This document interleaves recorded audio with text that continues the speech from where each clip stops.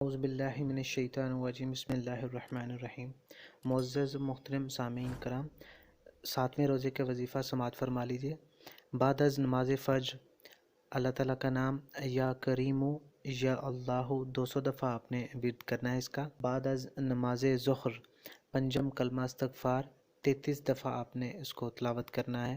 استغفر اللہ ربی من کل ذنب اذنبتہ عمدا او خطأ سرا او علانیۃ واتوب الیہ من الذنب الذی اعلم ومن الذنب الذی لا اعلم انک انت عالم العیوب وستار العیوب وغفار الذنوب ولا حول ولا قوة الا باللہ العلی العظیم۔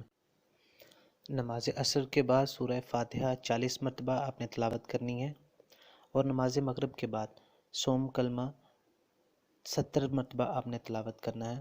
سبحان اللہ والحمد للہ ولا الہ الا اللہ واللہ اکبر ولا حول ولا قوة الا باللہ العلی العظیم۔